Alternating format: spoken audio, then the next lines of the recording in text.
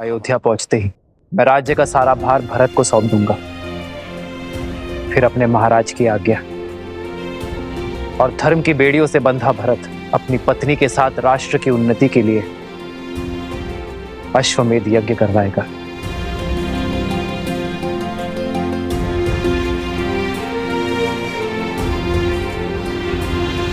इस भक्त ने जीवन भर अपने प्रभु की सेवा का वचन लिया है। जहां जहां आपके ये पग जाएंगे वहां वहां इस सेवक का प्रतिबिंब पाएंगे। जो अपने प्रतिबिंब से दूर है उनका प्रतिबिंब तुम बनोगे हनुमान। मैं राजभार से मुक्त होकर अपनी सीता को खोजूंगा, तब ना पाव में राजधर्म की बेड़ियां होंगी और ना ही प्रजा के उत्थान की। उपवन से खिल उठी है मेरी अयोध्या, मेरी सीता मेरी प्रतीक्षा में होगी। तभी तो युद्ध के समय हर घड़ी मुझे सीता का आभास था। इतने वर्ष बीत गए प्रभु, क्या आपको अभी भी विश्वास है कि माता सुरक्षित होंगी? विश्वास सीता की अवस्था पर नहीं, उसके दिए वचन पर है, पुनः मिलने के प्रण पर है। सीता का वचन है, शीघ्र ही समय आएगा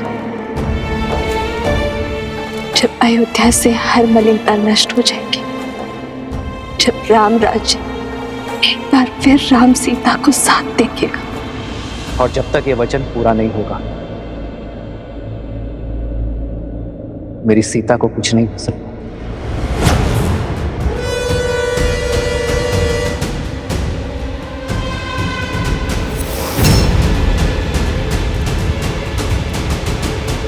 पकड़ो कुश।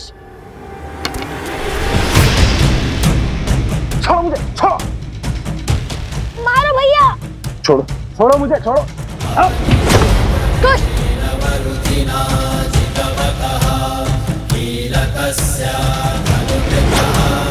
मकरासुर को मारना असंभव है। मैं इक्ष्वाकु वंशज सूर्यवंशी दशरथ पुत्र राम अपने सभी सुकर्मों को जोड़कर, धर्म को जोड़कर ये प्रार्थना करता हूं मेरी सीता और मेरी संतान की सुरक्षा करें। काय का मकरासुर देख रहे हैं भैया, कैसे हमारी माता के पीछे डूबे बैठा है। ये केवल मूर्खासुर नहीं, कायरासुर भी है। कायरासुर उचित कहा कुछ। अरे इससे साहसी तो वो बैल था, कितनी श्रद्धा से लड़ा वो हमसे। अरे उसको पकड़ना तो कितना कठिन हो चुका था। भैया आप उस बैल को छोड़िए, मुझे तो उससे ज्यादा वीर वो गधे लगते हैं जिन्हें हमें वन में तोड़े थे। मूर्ख बालकों, मुझ जैसे शूरवीर को एक निर्जीव मटके से तोड़ रहे हो। नहीं छोड़ूंगा, नहीं छोड़ूंगा तुम्हें। सुना है कि जल में इसकी शक्ति चरम पर होती है। जल में ऐसी वीरता है तो जल के बाहर कैसी वीरता होगी। अहंकारी अबोध बालकों, अब एक शब्द और कहा तो प्राण ले लूंगा तुम्हारे। अरे मकरासुर की वीरता तुम क्या जानो। क्रोध संसार से पहले खुद को ले लेता है मकरासुर। बाण चलाइए भैया। अरे किंतु इस दिव्यास्त्र का दिव्य मंत्र तो हमें उन्होंने बताया ही नहीं। हे नारायण, मैंने उन बालकों को दिव्यास्त्र तो दिया, किंतु उसका महामंत्र तो दिया ही नहीं। ये कैसा अनर्थ हो गया मुझसे। यदि वो बालक नहीं लौटे तो मैं स्वयं को कभी क्षमा नहीं कर पाऊंगा। उन्हें लौटना ही होगा, उन्हें लौटना ही होगा। भैया मैंने कहा था ना वो वृद्ध है, अवश्य ही भूल गए होंगे। तो फिर बाण चलाने का सांग ही कर दीजिए, तब तक कोई युक्ति निकाल लेंगे। अस्त्र है और मंत्र नहीं। क्या बात है, लो चलाओ बार। अब क्या करें? कैसे बचाए माता को? ठीक है, मैं मार देता हूं इसे।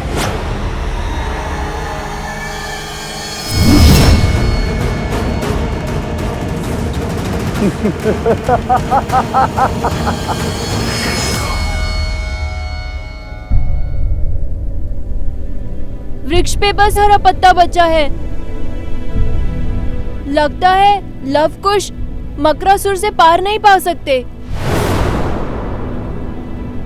मैं स्वयं जल में जाके उनकी सहायता करता हूँ।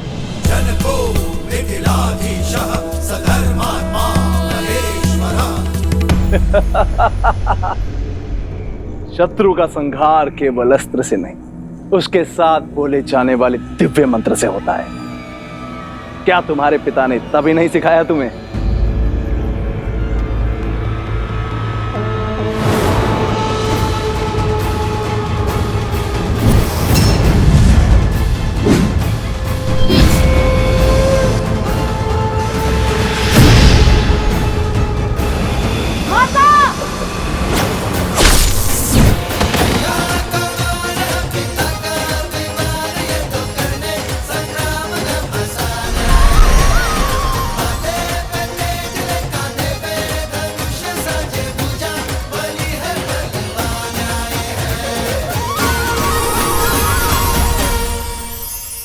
हे माता, मेरा तप समाप्त हुआ, आशीर्वाद दीजिए।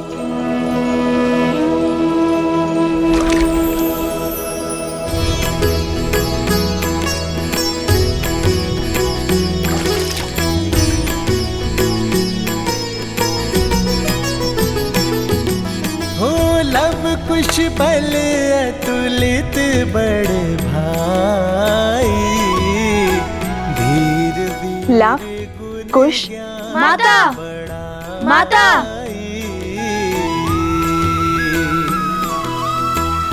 मातु पिता सेवक सदा सुभाए, राम सिया और प्रीति बढ़ाए।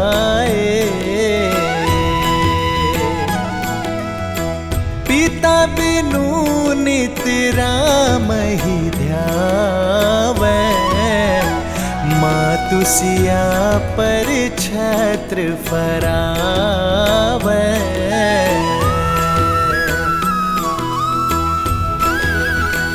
वृक्ष फिर से हरा हो गया, अर्थात लव कुश की विजय हुई। वन देवी की, वन देवी की।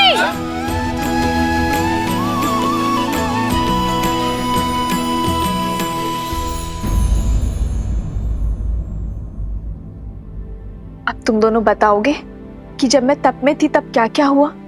अरे माता वो भैया, कथा सुनाने में मैं दक्ष हूँ। ये सर मुझे दीजिए भैया। ठीक है, सुनाओ सुनाओ। वैसे भी मैं तो थकान से चूर चूर हो चुका हूँ। तो हुआ ये माता, आपके ध्यान में जाते ही आकाशमात भयंकर संकट आ पड़ा।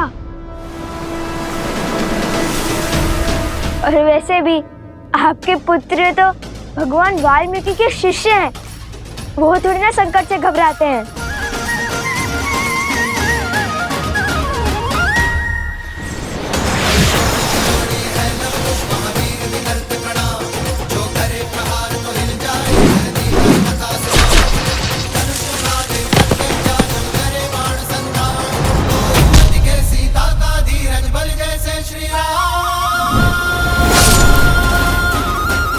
और फिर भैया ने दिव्यास्त्र चलाया।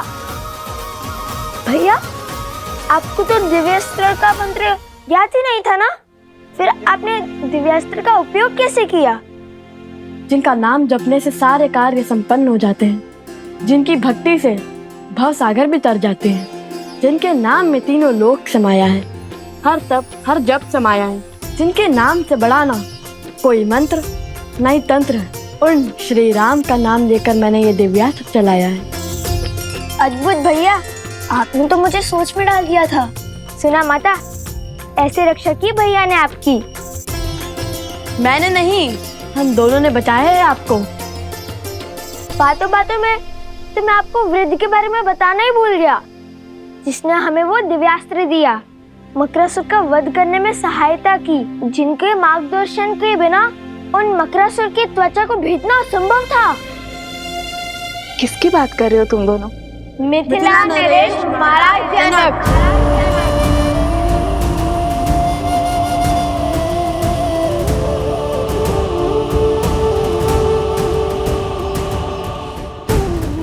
वो तो हमारे साथ भी आना चाहते थे, किंतु मैंने मना कर दिया।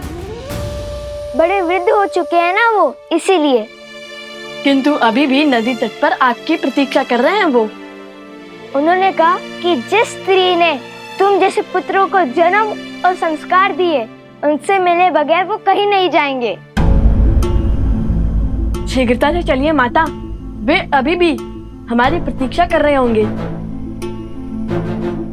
महाराज जनक। हाँ माता, किंतु उनका नाम सुनते ही आप इतनी चिंतित क्यों हो गई? माता, संकट टल चुका है, अब सारी चिंता छोड़िए और हमारे साथ चलिए। सब आपकी प्रतीक्षा कर रहे हैं, और वो वृद्ध सज्जन भी।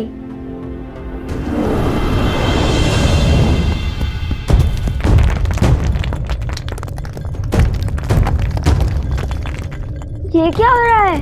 लगता है संकट के बादल अभी नहीं छटे हैं। नहीं पुत्र, ये तो धर्म की जीत का नाद है। पाप के अंत के साथ पाप की सत्ता का भी तो अंत होना चाहिए ना। किंतु माता फल्गु हमें निकलने तो देती। लव, कुश, तुम दोनों किस ओर से आए थे? चलो।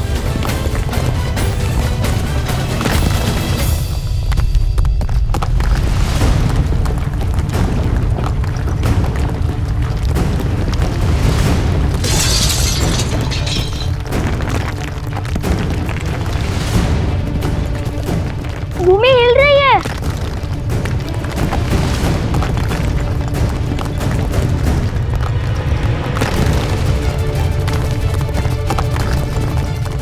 मारे गए। नहीं पुत्र, मारा वो जाता है जो अपना साहस खोता है। हम लोग पूरी आशा के साथ आगे बढ़ेंगे।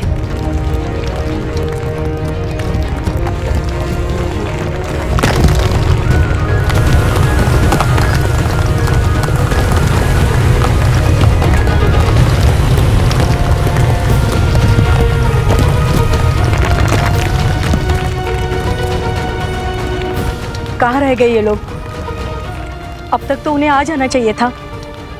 मेरा मन तो बहुत घबरा रहा है। धर्म की रक्षा करने वालों को अधर्म कभी भी हरा नहीं सकता। वो आते ही होंगे। लव कुश, मेरा हाथ थामो। हाथ तो आप मेरा थामिए माता। इस वहम का ज्वार में मेरा हाथ छूट सकता है, किंतु यदि आपने मेरा हाथ थामा तो कभी नहीं छूटेगा।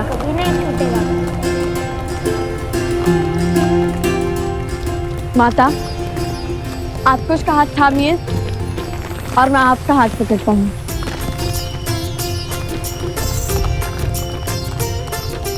आज न माता पुत्रों का हाथ छोड़ेंगी और न पुत्र माता का वचन है।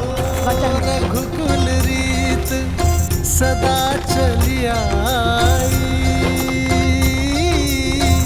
प्राण जाए पर वचन न जाई।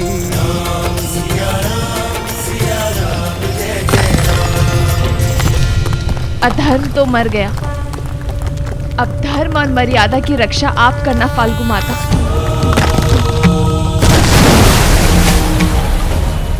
वन देवी, लव, कुश, कहाँ हो सब? लव, कुश, कुश, लव। उस दुष्ट असुर का महल तो ध्वस्त हो रहा है।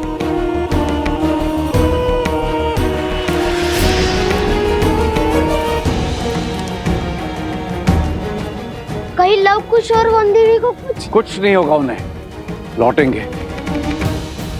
अवश्य लौटेंगे और सुरक्षित लौटेंगे। रात्रि होने को है, प्रतीत होता है हमें उन्हें ढूंढने के लिए सहायता की आवश्यकता पड़ेगी। मैं गांव वालों को लेकर आता हूं। मेरी सेना भी आपके साथ चलेगी। सेनापति, कुछ सैनिक लेके जाइए इनके साथ।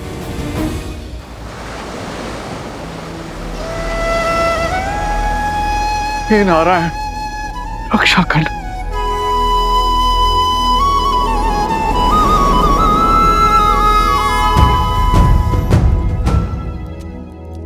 प्रभु। हनुमान, कहो कैसे आना हुआ? प्रभु को कर्तव्य में उलझे देखा तो चला आया ये सेवक सेवा करने। कर्तव्य का भार उतारने की ही तैयारी कर रहा हूं हनुमान। भरत को अयोध्या का राज्य सौंपना है, तो बस अश्वमेध यज्ञ के लिए आमंत्रित अतिथियों की सूची पढ़ रहा था। कर्तव्य और दायित्व केवल बहाने हैं, सत्य तो केवल एक ही है। उस काली रात्रि के पश्चात आप कभी ठीक से सो ही नहीं पाए प्रभु। कदाचित हर रात्रि जाग कर बिताने वाले केवल हम ही नहीं हैं हनुमान।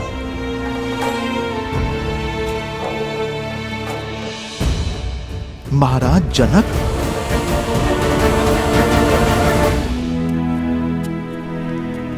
जो क्षमा इतने वर्षों से मैं स्वयं को नहीं दे पाया, आशा करता हूं हनुमान कि मेरी सीता के माता पिता वो क्षमा मुझे दे पाए। प्रभु, बड़े ज्ञानी है महाराज जनक। आपका निर्णय और उसके पीछे का कारण महाराज अवश्य समझते होंगे। जाने से पहले माता सीता ने उन्हें समझाने के लिए पत्र भी तो लिखा था। जानता हूं हनुमान, सीता के समझाने पर वे अवश्य समझे होंगे, किंतु संसार में ऐसा कोई जीव नहीं जो अपने जीवन से पौत्र या नवासे का सुख खोकर दुख नहीं मनाएगा।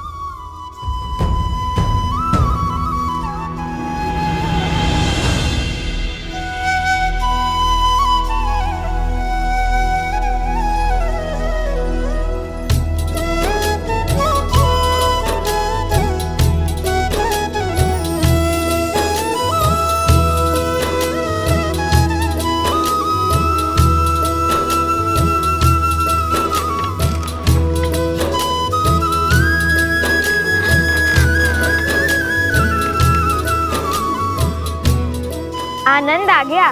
क्या यात्रा थी। लगा मानो देवी फल्गु ने गोद में उठाकर प्रेम भरा झूला झुलाया हो। धर्म के पथ पर कठिनाइयों की धूप के साथ साथ सुकर्मों की शीतल छांव भी आती है पुत्रों। माता, शीघ्र चलिए, महाराज जनक आपकी प्रतीक्षा कर रहे हैं। तो क्या हुआ, भक्त को भगवान की प्रतीक्षा करनी ही पड़ती है।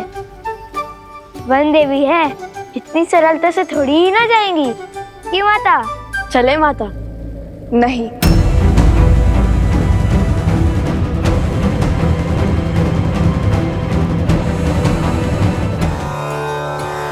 मेरा अर्थ है कि फाल्गु माता ने हमारी इतनी सहायता की, हमें सुरक्षा दी, तो मैं उनके दर्शन कर उन्हें धन्यवाद देना चाहती हूँ। बात तो उचित है। ठीक है कुश, तुम यहीं रुककर माता की रक्षा करो, मैं महाराज जनक को यहाँ लेके आता हूँ। उसकी कोई आवश्यकता नहीं है लव। किसकी आवश्यकता नहीं है? महाराज को लाने की, तुम्हारे यहाँ रुकने की। तुम दोनों जाओ। और वैसे भी अब तो यहाँ किसी असुर का भी भय नहीं है। मैं एकांत में पूजा करना चाहती हूँ। जैसी आपकी आज्ञा। रुको, मिथिला के महाराज से इस दशा में मिलोगे? तनिक अपने केश तो संभाल लो।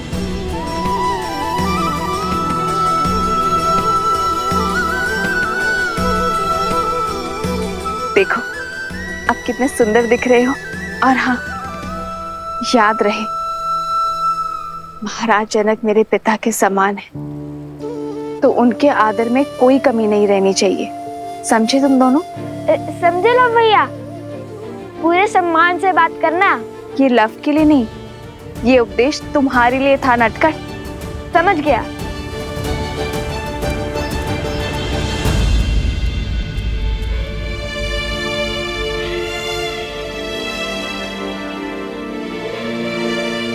ये कैसे दुविधा में डाल दिया महादेव। शीघ्र ही लवकुश पिताश्री को यहाँ ले आएंगे,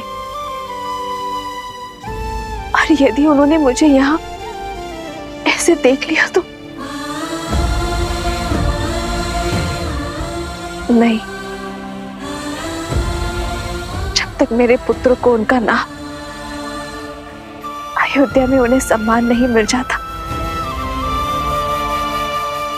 तब तक मैं अपना सत्य किसी को नहीं बता सकती, किसी को भी नहीं।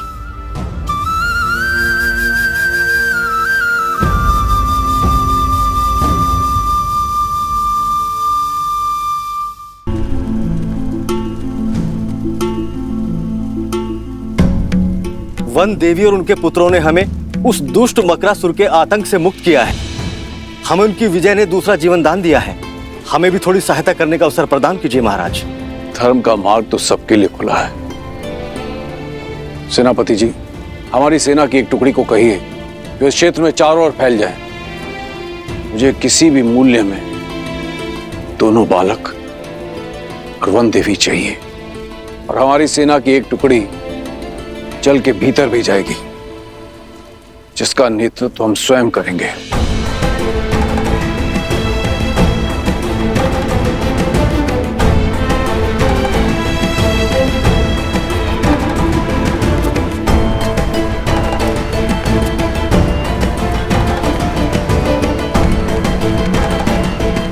ऋषिवर, मेरा अंतर्मन कहता है कि वो जहां भी होंगे सकुशल होंगे।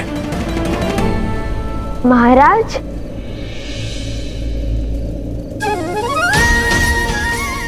महाराज, हम भी कुशल हैं और हमारी माता भी।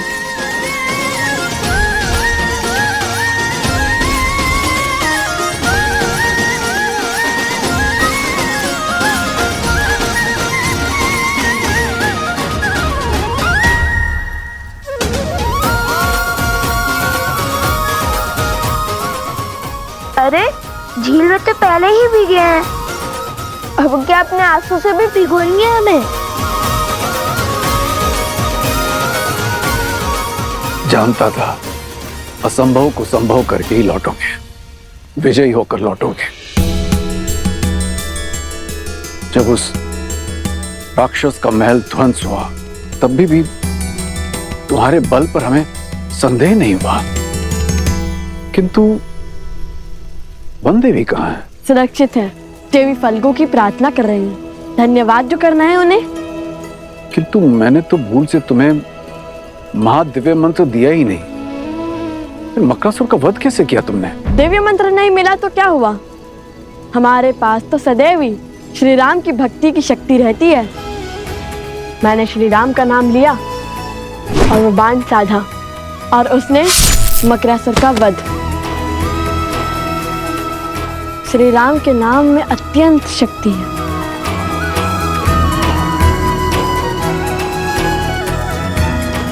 वही शक्ति जो हनुमान जी को राम नाम से मिलती है।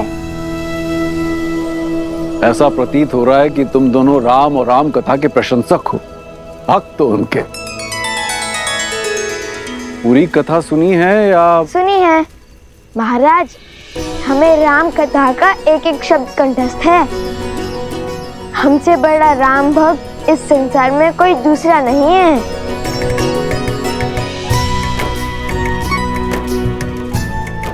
लगता है आपने हमारी पूंछ पर ध्यान नहीं दिया।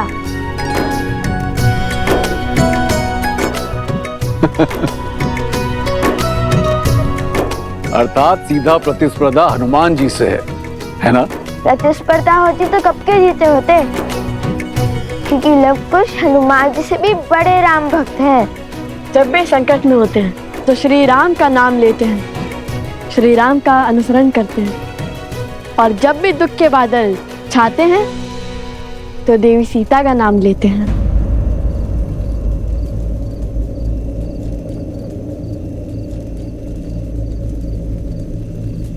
सीता?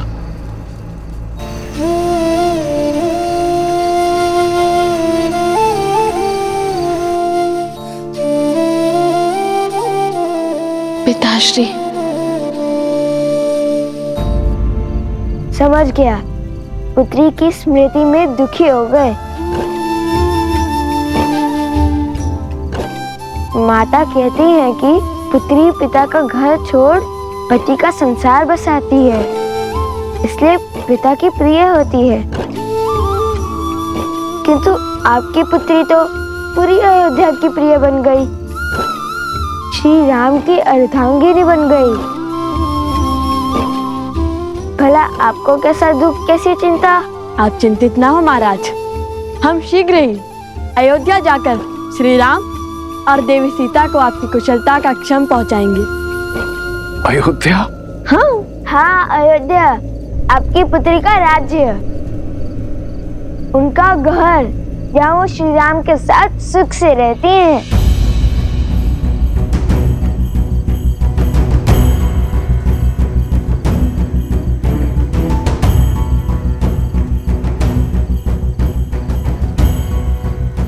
राम कथा का अंतिम अध्याय है। क्या पढ़ाया है तुम्हारे गुरुजी ने? परीक्षा ले रहे हैं हमारी। अंत में राजा राम और महारानी सीता का पट्टाभिषेक होता है और वो सुख से अयोध्या का कार्यभार संभालते हैं। कैसी अभागी हूँ मैं, इतने वर्षों बाद पिताश्री को देख तो सकती हूँ, किंतु उनके समक्ष नहीं जा सकती,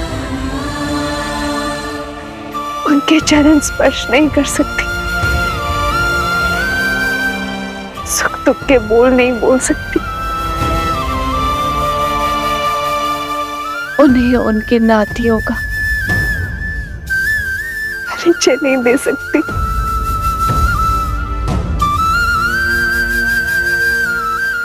हे प्रभु, कैसा धर्म संकट है ये।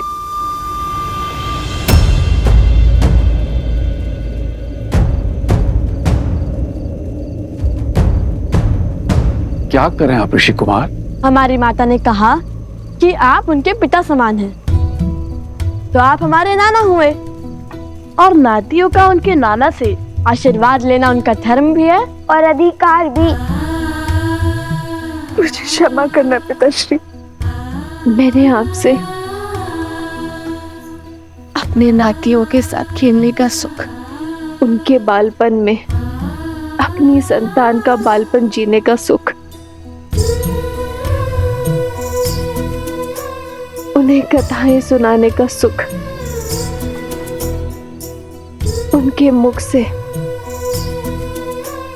नाना शब्द सुनने का सुख सब छीन लिया।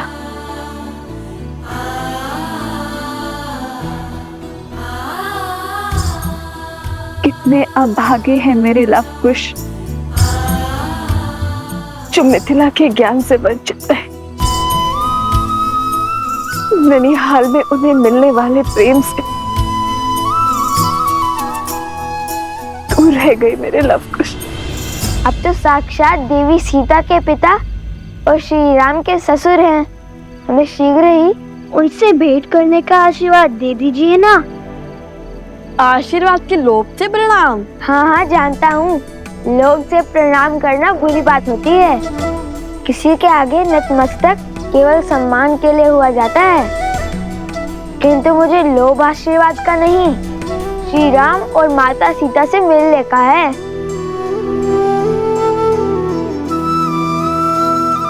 ईश्वर सदैव तुम्हारे हृदय को भोलेपन से भरा रखे। द्वेष और स्वार्थ का मैल तुम्हारे मन को छू भी ना सके, और तुम्हारा नाम इस संसार के सबसे वीर योद्धाओं में सम्मिलित हो। बिल्कुल तुम्हारे प्रभु, तुम्हारे आदर्श श्री राम की तरह। और तुम्हें शीघ्र ही उनसे मिलने का सौभाग्य प्राप्त हो। धन्यवाद महाराज। धन्यवाद महाराज। वनवास हो या रावण का पाश, आज तक ईश्वर ने मुझे जो भी दिया मैंने उसे नियति समझकर स्वीकारा। कभी कोई उल्हाना या कभी कुछ नहीं मांगा मैंने, किंतु फाल्गु देवी आज मैं आपसे मांगती हूं, यदि मैंने आपकी तपस्या सिद्ध की है तो बिना अपने पिता के समक्ष आए उनके चरण छू पाने का सुख दे दीजिए मुझे। दे दीजिए माता।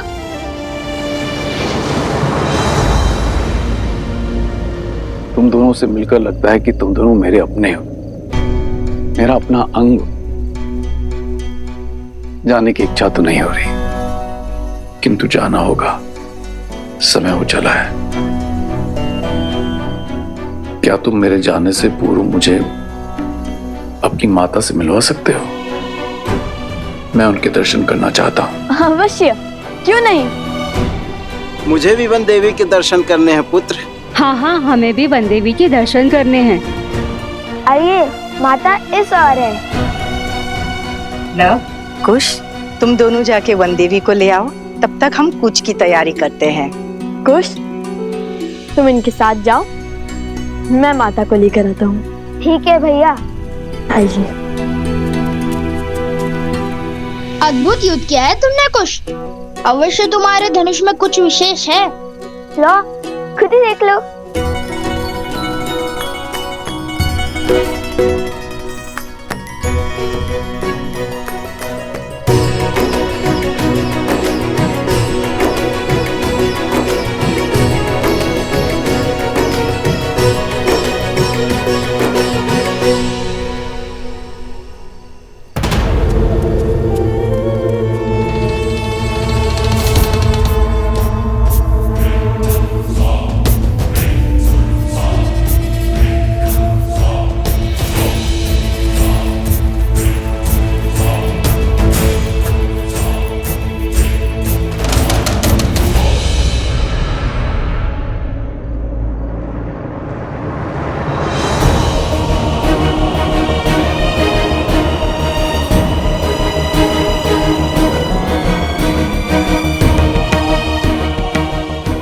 मेरी विनती सुनिए फाल्गु माता, मेरी विनती सुनिए।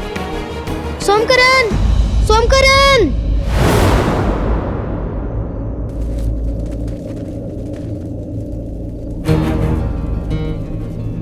कुश, कुछ तो अनिष्ट है।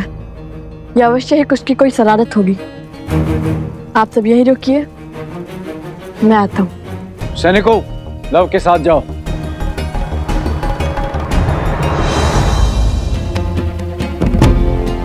जाओ, वो दीप ले आओ।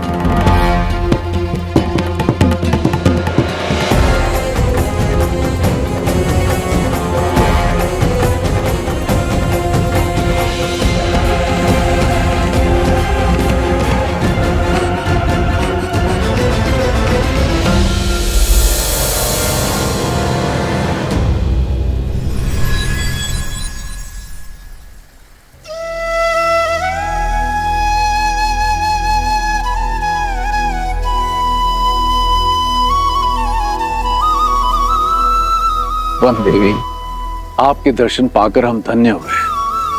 आपके पुत्रों को देखकर दो राजकुमारों का स्मरण हो आया, राम और लक्ष्मण। वर्षों पहले मिथिला पधारे, उनकी माता में भी एक परिचित मुख को देखने की आशा थी, किंतु आप तो उनसे भी अधिक अलौकिक हैं।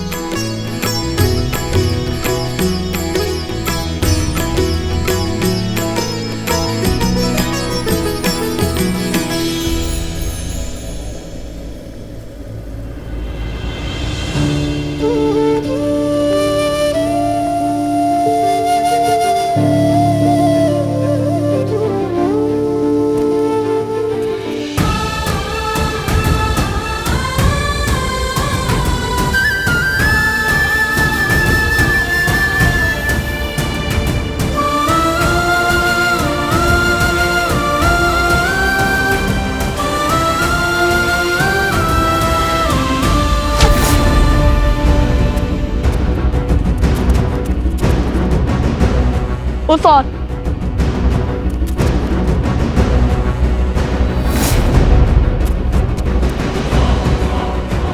सोमकरण, वो रहा, शीघ्रता करो। रुको।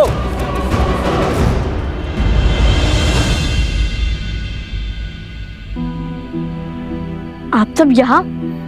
और माता? माता कहाँ है? मैंने वन देवी के दर्शन पाने का सौभाग्य पा लिया है। वो अभी भी मौन धारण किए देवी फाल्गु की आराधना में लीन है। मेरी इच्छा पूर्ण करने के लिए, मुझे ये सुख देने के लिए धन्यवाद माता। ये मेरा नहीं, आपके सुकर्मों का, आपकी शुद्ध भक्ति का प्रताप है देवी सीता। मैं आपके तप से प्रसन्न हुई, परंतु अब मुझे आपके पुत्रों से कुछ चाहिए। मेरे पुत्रों से? क्या माता? ऋषिवर, आपने हमें क्यों रोका? सोमकर्ण के प्राण संकट में हैं। समय नहीं है हमारे पास। कुछ नहीं होगा तुम्हारे मित्र को, क्योंकि उस असुर को सोमकर्ण के नहीं तुम्हारे प्राण चाहिए। अपने राजा मकरासुर की मृत्यु का प्रतिशोध चाहिए। तो क्या अपने प्राण बचाने के लिए अपने मित्र के प्राण दांव पर लगाएंगे हम? कदापि नहीं। उचित कहा भैया। वैसे भी जिस राजा को मार गिराया, उसके सेवक को तो यूं धराशायी कर देंगे हम। इसमें कोई संदेह नहीं है कि वो असुर तुम्हारे वीरता के समक्ष टिक पाए। इतने घमासान युद्ध के बाद भी तुम्हारा साहस देख अत्यंत प्रसन्नता हो रही है।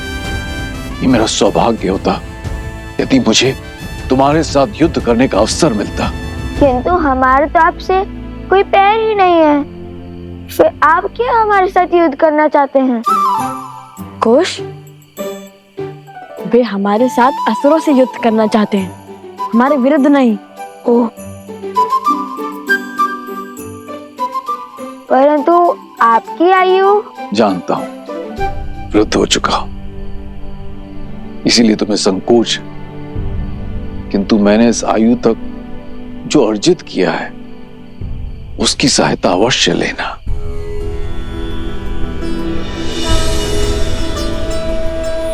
जनको मिथिलाधीशः सधर्मात्मा महेश्वरः। उपहार के रूप में मैं तुम्हें यह देना चाहता हूं, ये तुनीर जो स्वयं भगवान परशुराम ने मुझे दिया था। यह अक्षत है, अर्थात इसके बाण कभी समाप्त नहीं होते और इनमें दिव्य शक्ति भी है। ये लो पुत्र। नहीं, किंतु ये आपको मिला आशीर्वाद है और ये आपने अर्जित किया है, इसे मैं नहीं ले सकता। परंतु सोमकर्ण को लौटा लाने में तुम्हारी सहायता करना मेरा धर्म है। क्या तुम मुझे मेरे धर्म से वंचित करोगे ऋषि कुमार?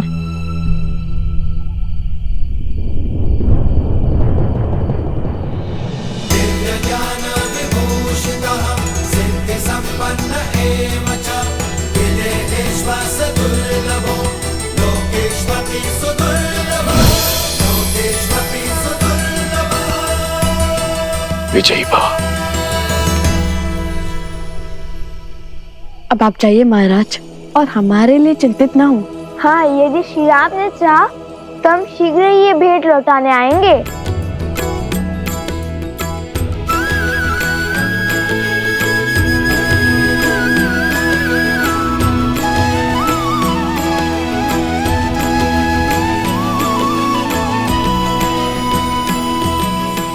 चलो कुश, माता का आशीर्वाद लेकर हम सोमकर्ण को खोजने चलते हैं।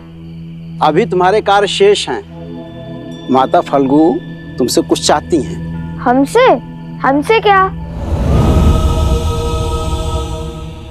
उत्तर नहीं देना था तो बोलते थे, क्यों आंखें क्यों मूंद ली? कुश, वे ध्यान कर रहे हैं। क्षमा ऋषिवर, अब ये मौन रहेगा।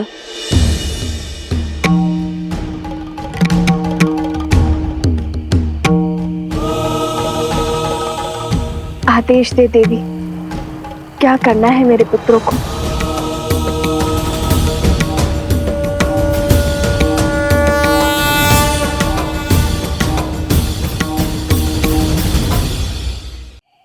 आदेश दे देवी, क्या करना है मेरे पुत्रों को। आपने और आपके पुत्रों ने मुझे नया जीवन दिया है। सीता, मैं चाहती हूँ आपके पुत्र अपने हाथों से मेरे इस तट पर एक मंदिर बनाएं, आपका।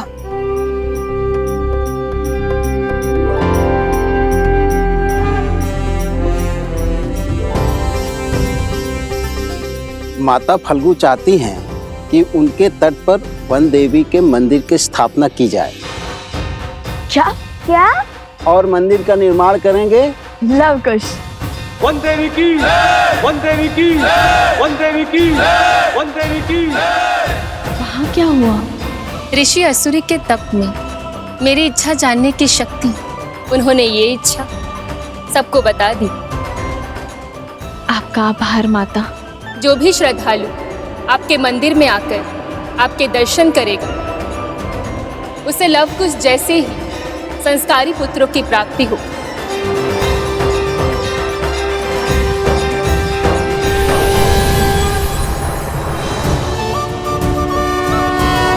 यदि हम अभी मंदिर बनाएंगे तो सोमकरण को बचाने में विलंब होगा, कष्ट में होगा वो।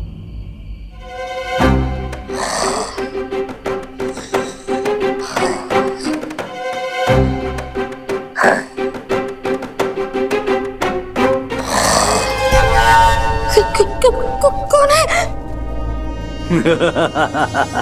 अपने ही खर्राटों से डर गए।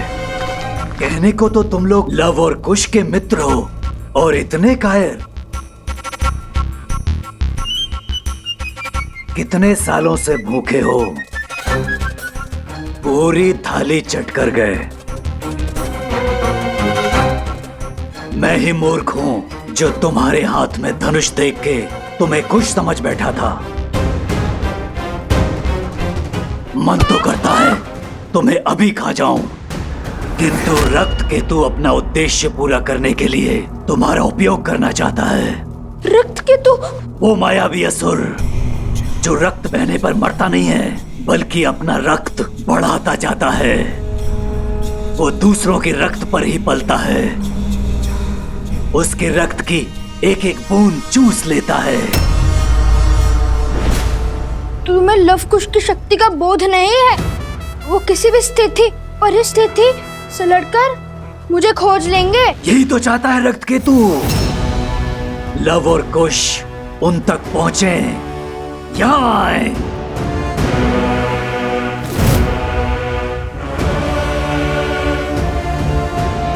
चिंतित मत हो, इस मंदिर की स्थापना से धर्म की शक्ति बढ़ेगी और अधर्म दुर्बल होगा। कुछ ही क्षण में सूर्य उदय होगा और सूरज के पहली किरण के साथ मंदिर की स्थापना करके तुम दोनों प्रस्थान करोगे। जो आज्ञा ऋषिवर। जो आज्ञा ऋषिवर।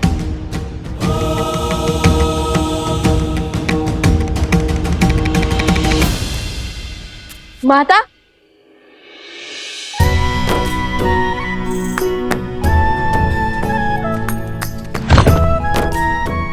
जानती है माता, देवी फल्गु ने हमें आपका मंदिर बनाने का आदेश दिया है।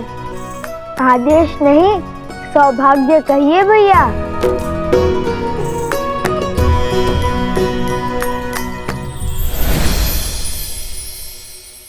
देखिए माता, महाराज जनक का तुनीर उन्होंने उपहार में दिया है हमें।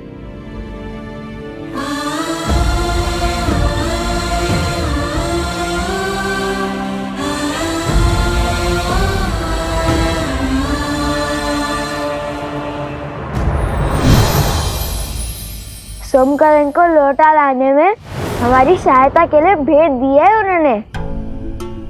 सोमकरण? क्या हुआ है उसे?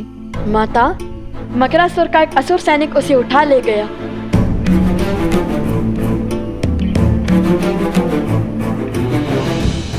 उसकी सहायता करना हमारा दायित्व है। चलो उसकी मदद करते हैं। उसकी कोई आवश्यकता नहीं है।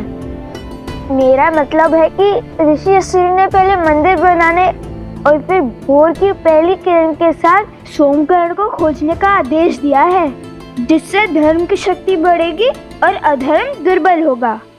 उचित कहा ना ऋषिवर?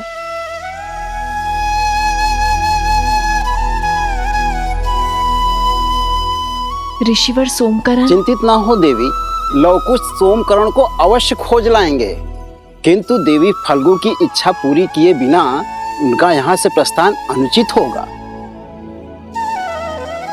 जैसी देवी फल्गु की इच्छा। आप विश्वास रखिए माता, कल भोर तक आपका मंदिर भी बन जाएगा और हम सोमकरण को लाने के लिए निकल चुके होंगे। कुछ नहीं होने देंगे हम सोमकरण को। वही तो है जो मेरी हर कथा पर 100% विश्वास करता है। ना कोई प्रश्न पूछता है और ना कोई उत्तर चाहता है। अपने परम मित्र को प्राण देकर भी बचाऊंगा मैं। अब मंदिर निर्माण करते हैं, तो ये कथा भी तो सोमकरण को सुनानी होगी ना।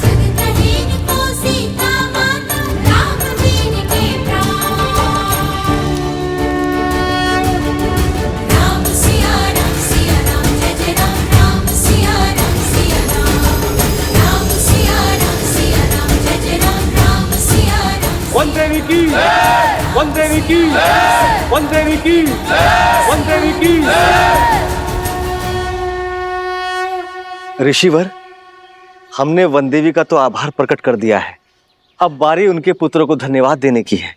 हम सब उनके आभारी हैं ऋषिवर।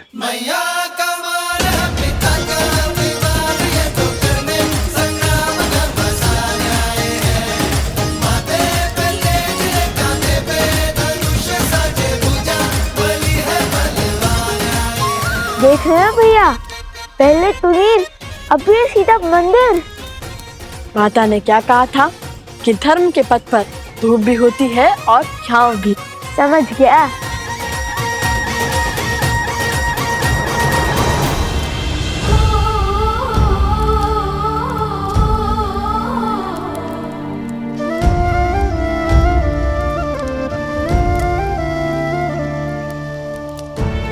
जितनी अधूरी ये सीता आपके बिना है, उतना ही अधूरा ये मंदिर आपके बिना है श्री राम।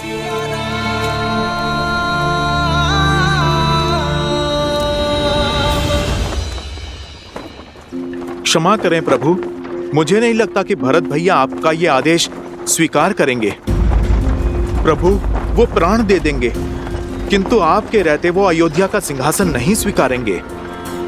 भरत को मानना होगा हनुमान, क्योंकि ये उसके बड़े भाई का आग्रह है, अयोध्या के महाराज का संदेश है। भरत अयोध्या के साथ प्रतिबद्ध होगा। मैं स्वयं उसका राज्याभिषेक करूंगा।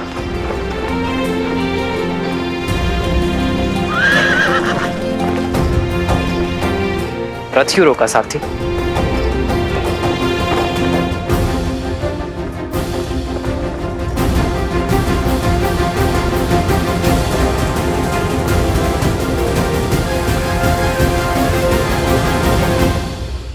निश्चिंत होकर जाइए माता, और हमारे लिए चिंतित न हो।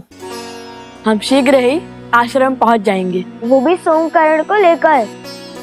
ऋषि अश्विनी ने हमें उत्तर की ओर जाने का आदेश दिया है, वही मिलेगा सोमकरण। बच तो जाएगा ना? क्यों नहीं बचेगा? उसे पकड़ने वाला मकरासुर का तुच्छ सेवक है और हम मकरासुर को मारने वाले लव कुश प्राणी तो इसके संकट में है। मूर्ख है जो हम जैसे वीरों से टकराने का दुस्साहस कर बैठा।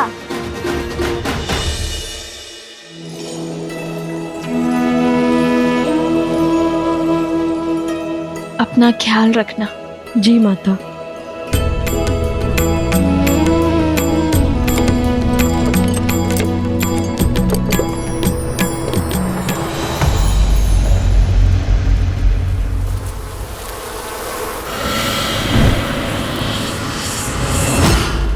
मेरा बच्चा चंद्रबाबू।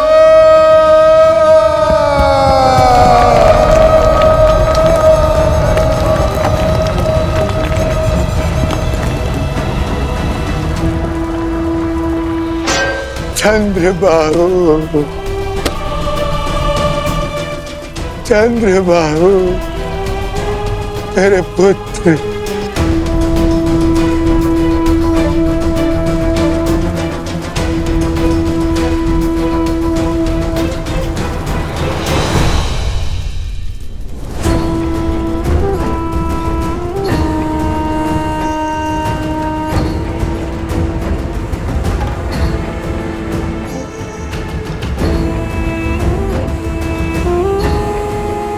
बहुत प्रसन्न होगी ना तुम?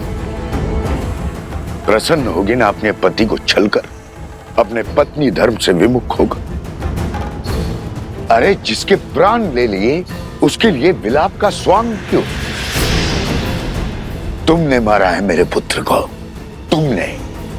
हाँ हाँ हाँ, मैंने मारा है उन्हें। मैं हूं दोषी। मैंने ही उन्हें आंख बंद करके अपने पिता का अनुसरण करने दिया। कभी उन्हें धर्म का मूल्य नहीं समझाया, न्याय और सत्य का दर्पण नहीं दिखाया। हाँ, मैंने मारा है उन्हें। बस, जिस अधर्म की तुम दुहाई दे रही हो, देखती जाओ कैसे मेरे पुत्र की बलि धर्म और अधर्म के इस युद्ध में राक्षसों की ओर से अंतिम बलिदान होगी। मूर्ख मत बनिए। अपमान नहीं कर रही हूँ, आपको सत्य बता रही हूँ। आप चाहे कुछ भी कर लें, आपका पुत्र वापस लौट के नहीं आने वाला और उनकी आत्मा को आपके झूठे धर्म की हार, धर्म की जीत से कोई अंतर नहीं पड़ता।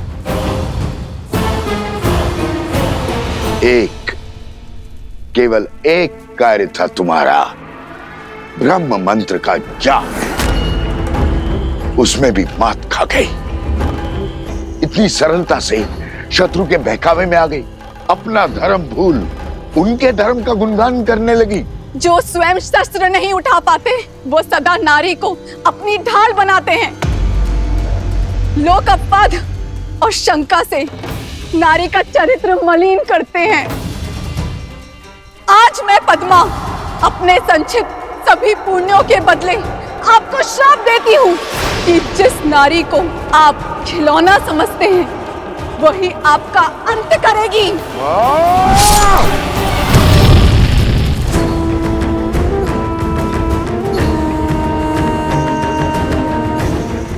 जिस नारी को आप खिलौना समझते हैं वही आपका अंत करेगी।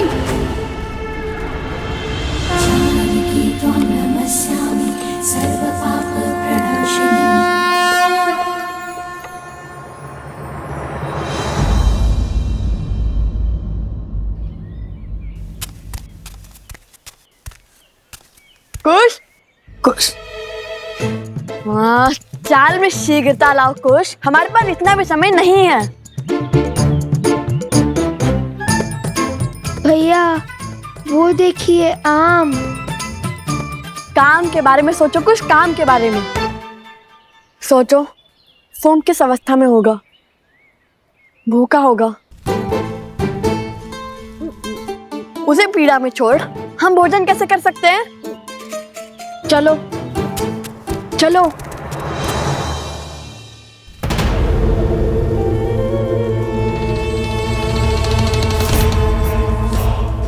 रक्त केतु,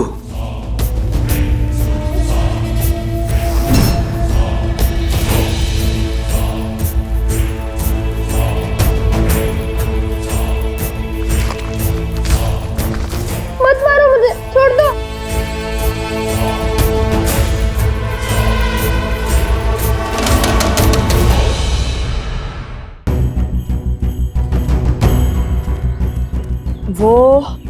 वो इस ओर गया होगा, क्योंकि अन्य दिशाओं में तो राजा श्री राम का राज्य फैला हुआ है। वो उसी ओर गया होगा। होगा नहीं भैया, होंगे। असुर भेड़ियों की भांति होते हैं, झुंड में घूमते हैं। पल में तो था ही, आपके साथ रहकर बुद्धि में भी निपुण हो गया हूँ मैं। तब तो वो किसी ऐसे राज्य में गए होंगे जहाँ अधर्म का वर्चस्व हो। तो उस राज्य के राजा को हमें हराना होगा भैया। जब उस राज्य का अंत करेंगे तब उस राज्य पर हमारा अधिकार हो जाएगा ना भैया। किंतु हम तो ऋषि पुत्र हैं, राजकुमार नहीं। तो हम इस राज्य का क्या करेंगे? हम वो राज्य श्री राम के चरणों में अर्पित कर देंगे। चलो शीघ्र चलते हैं। ये तो अति उत्तम विचार है भैया, किंतु अब तक तो कोई संकेत नहीं मिला। भैया, ये तो सोमकरण का कुंडल है।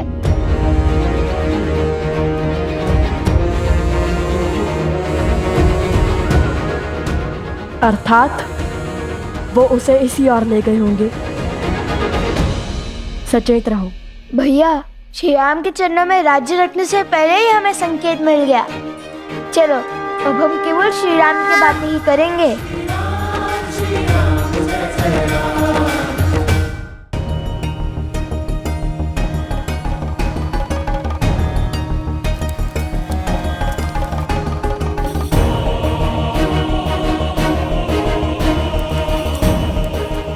महाराज की जय हो।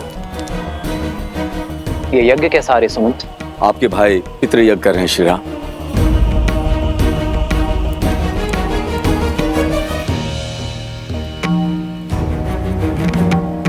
अकस्मात ये पितृयज्ञ क्यों? आर्य सुमंत, प्रभु के प्रश्न का आप उत्तर दीजिए। आपने युद्ध से लौटकर राजकुमार भरत को राजभार संभालने का निर्णय किया था, और वो अपने राजा की आज्ञा को ठुकरा नहीं सकते, इसलिए वो ये यज्ञ कर रहा है।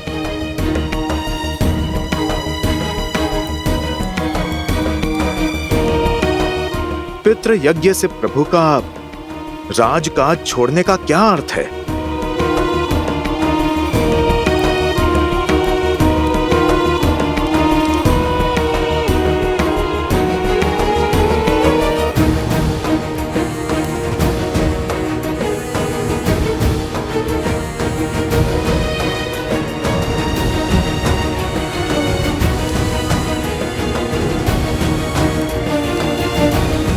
भैया आ गए।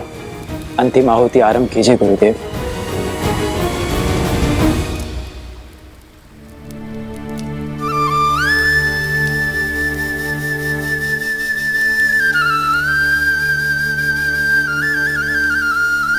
भरत के इस निर्णय का मुझसे क्या संबंध? जानता हूं मैं।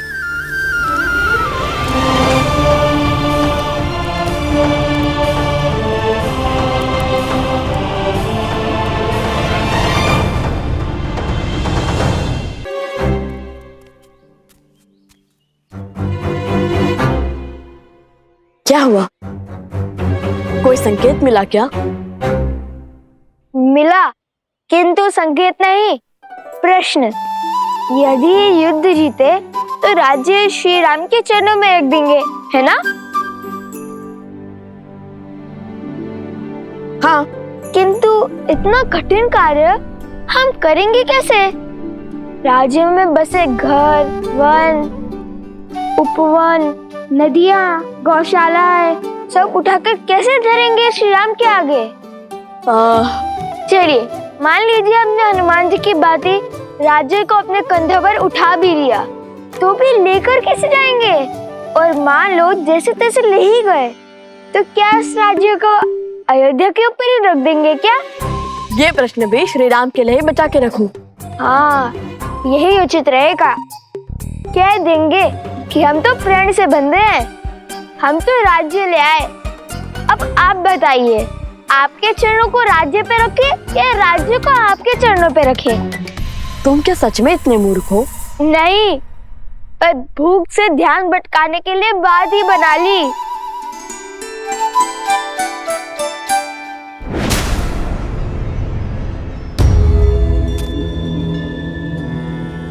देख रहे हो सोमकरण का दूसरा कुंडल? अवश्य ही उसने हमें मार्ग दिखाने के लिए फेंका है।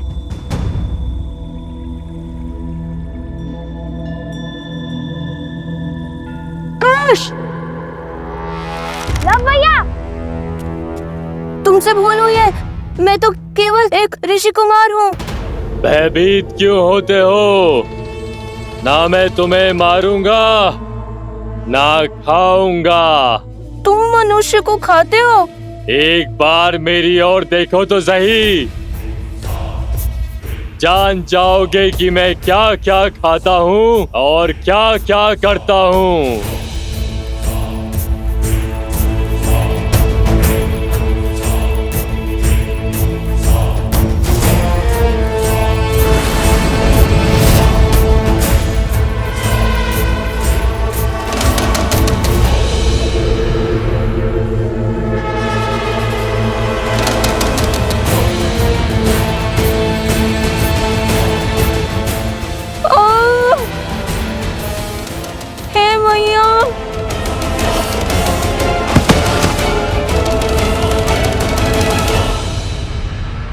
महाराज सहस्त्रमुख रावण को सूचित किया,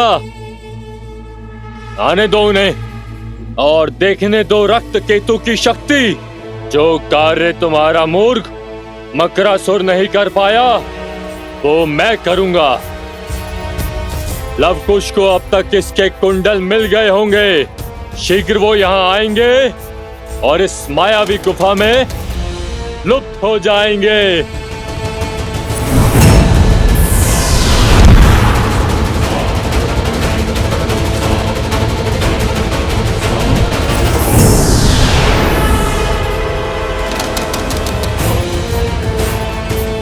इस गुफा में प्रवेश अपनी इच्छा से होता है, किंतु निकास मेरी इच्छा से।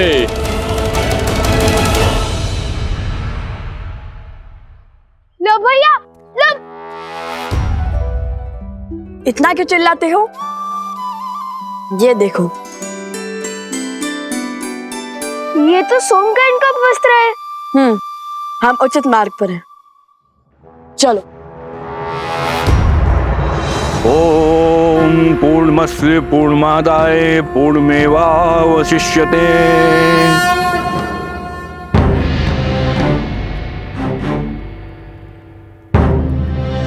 मेरे साथ बोलिए। आदरणीय पूर्वजों, आदरणीय पूर्वजों, पंचद्रव्य की ये अंतिम आहुति स्वीकार कीजिए। पंचद्रव्य की अंतिम आहुति स्वीकार करें। हम इसे सच्चे मन और सम्मान के साथ आपको अर्पित करते हैं। मैं इसे सच्चे मन और सम्मान के साथ आपको अर्पित करता हूँ। इसे ग्रहण करें। इसे ग्रहण करें। पितृ इस दुविधा में कैसे सहायक होंगे?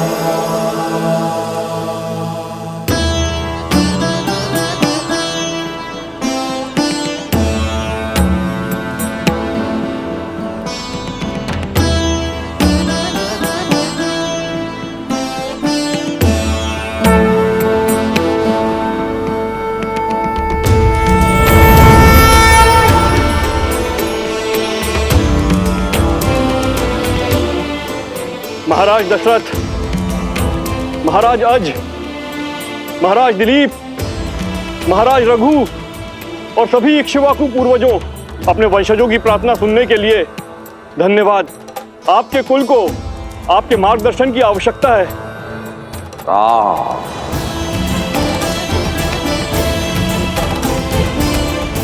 मेरे पुत्र,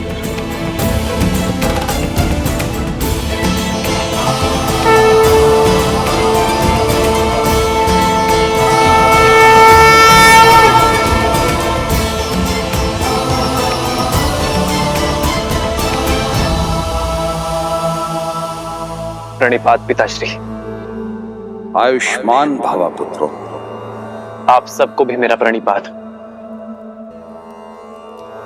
हम तुम्हारी दुविधा से अवगत हैं और भरत तुम्हारी दुविधा से भी। जो हाल में सोच रहा हूं पिताजी, उसकी पुष्टि कीजिए, आप परामर्श दीजिए। इसमें कोई संदेह नहीं कि भरत शासन संभालने के योग्य है और भरत के शासन में अयोध्या एक श्रेष्ठ राज्य बन सकता है। किंतु इस समय आर्यवर्त को उसकी आवश्यकता है जिसने अयोध्या की सीमा के पार जाकर सुदूर दक्षिण तक धर्म और मर्यादा का प्रसार किया है, जिसने वानर जाति को प्रशिक्षित कर इस योग्य बनाया कि वो अधर्मी असुरों को पराजित कर सके।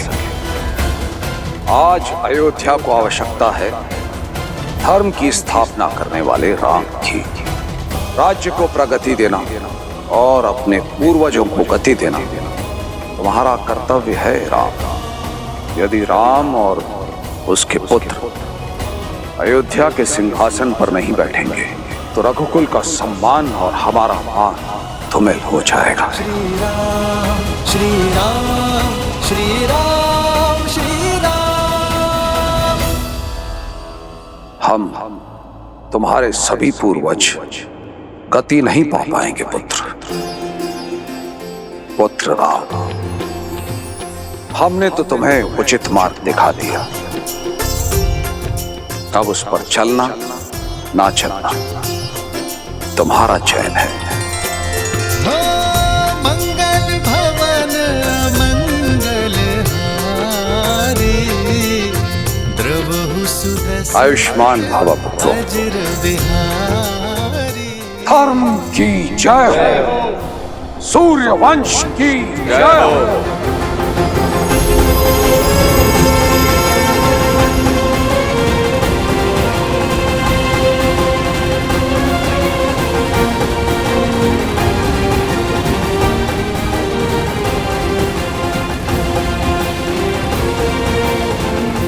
भैया,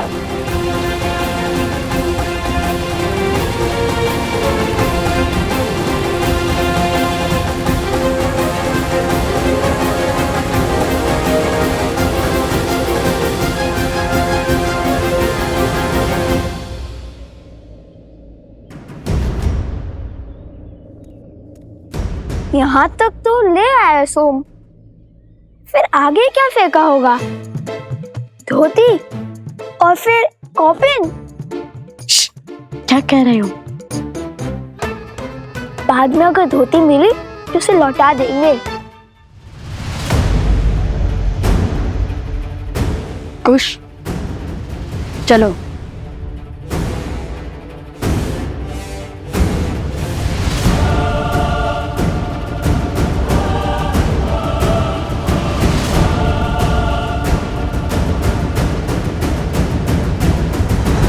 जानता हूं कि तुम परिस्थितियों के पाश में उलझे हुए हो राम, किंतु मनुष्य को अनगिनत कर्तव्यों में से सदा सबसे पहले सबसे महत्वपूर्ण कर्तव्य को प्राथमिकता देनी चाहिए। जो सबसे आवश्यक है वो दायित्व निभाना चाहिए। ये पितृयज्ञ करवाकर भरत ने मुझे अपना कर्तव्य स्मरण करवा दिया है आचार्य। मनुष्य का हर कर्तव्य पुत्र शब्द में छुपा है।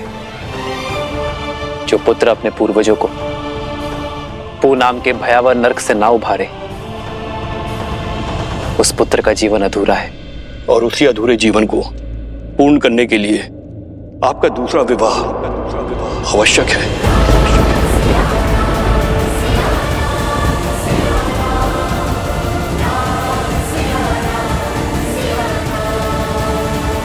यदि आपने अयोध्या के सिंहासन का त्याग किया तो प्रजा और पूर्वज दोनों के हृदय को दुख पहुंचेगा।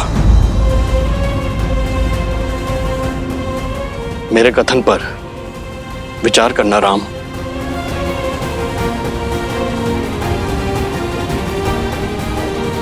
जी आचार्य। कल्याण।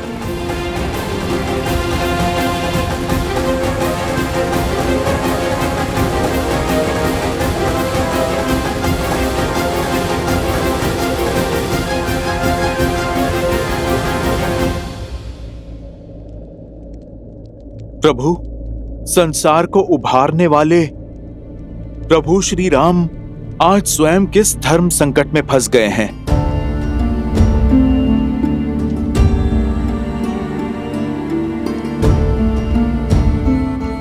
ये समय तो आना ही था हनुमान। वास्तविक धर्म युद्ध लंका में नहीं, अयोध्या में है।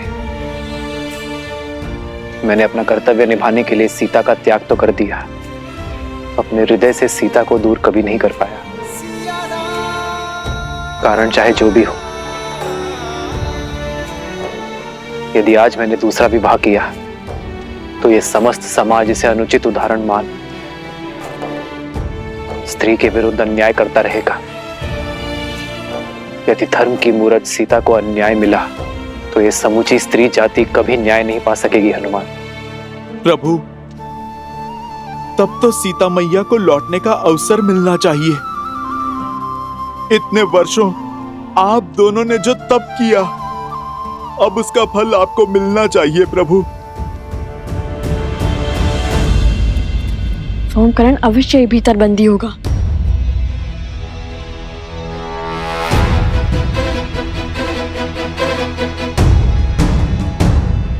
प्रभु, क्या माता को अभी भी नहीं लौटा सकते?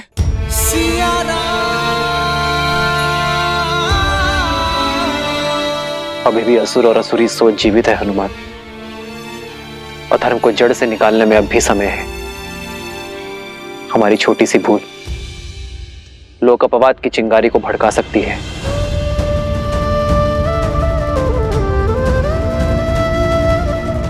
जब तक हम राक्षसी सोच को नष्ट नहीं कर देते, तब तक मैं अपने व्रत और तप से डिग नहीं सकता हनुमान।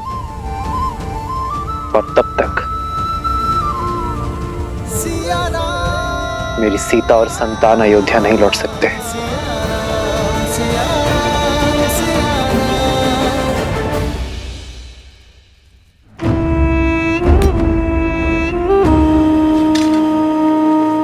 चाटुकारिता करके 4 पग भी आगे नहीं बढ़ पाओगे। उठो और क्रोधित मत करो मुझे। सिंह समझकर बकरी उठा लाए हो मूर्ख। भूल तो हुई है, फिर सोचा ले आए ही हैं तो उन तक पहुंचने की सीढ़ी ही बना लेंगे। अद्भुत। अब तनिक मकरासुर की योजना स्मरण कराना मुझे। मौन क्यों हो? बोलो। सीता को बंदी बनाकर लव और कुश को अपने पास बुलाएंगे। यही तो समस्या है असुरों की। अहंकार में चूर होकर बुद्धि से ही मुख मोड़ लेते हैं, विवेक का उपयोग ही नहीं करते। बस, मैं कोई साधारण असुर नहीं हूं जो संसार से दूर नदी के तल में जीवन बिता रहा हूं।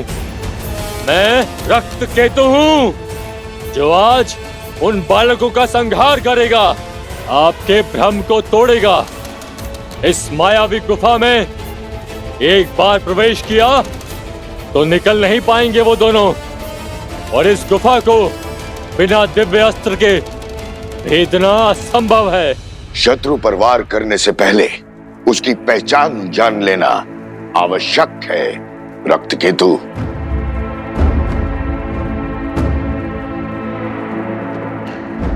उठने का समय आ गया बालक, उठ जाओ।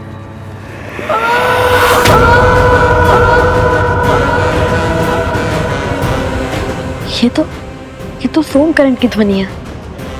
कुश, वो अवश्य ही भीतर है। तो उस ओर जाकर देखो, और हाँ, केवल संकेत की भाषा में बात करना।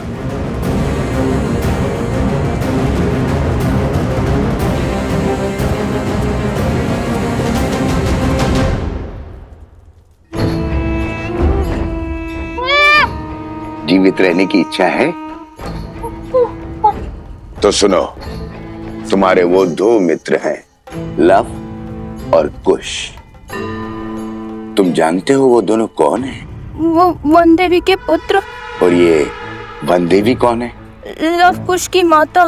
केवल लव कुश की माता नहीं, मूर्ख बालक, श्री राम की अर्धांगिनी, अयोध्या की महारानी है वो। सीता है वो, सीता।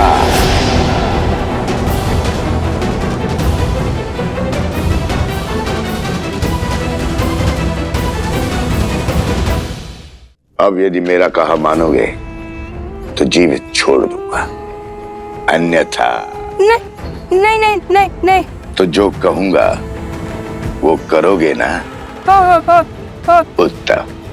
तो सुनो, लव और कुश को मिथिला ले जाओ, और जब मैं वहां कहूं तो सारे समाज, सारी प्रजा के सामने, सारी मिथिला के सामने कहना कि वन देवी ही सीता है।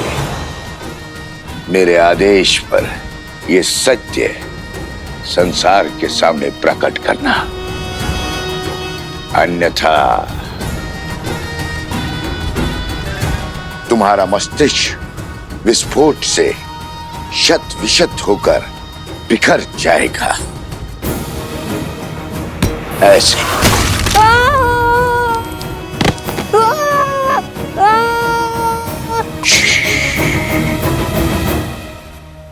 चिल्लाओ मत। सोमकर, जाओ, तुम मुक्त हुए। जैसा कहा वैसा ही करना। जाओ।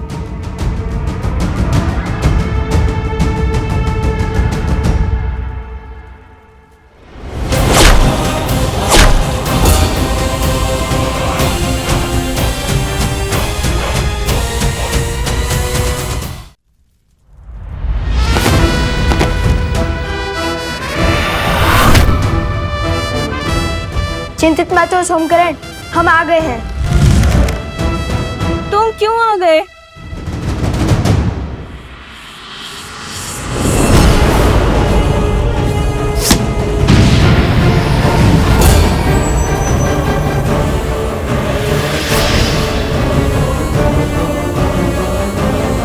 मेरी गुफा को भेज दिया, ये कैसे संभव है? जो धर्म के मार्ग पर चलते हैं, धर्म स्वयं उनकी सहायता करता है। तुम्हारे इस मायावी गुफा को भेजने के लिए महाराज जनक सहायता दे चुके हैं, और ये उनके दिव्य तुनीर से निकला हुआ दिव्यास्त्र है।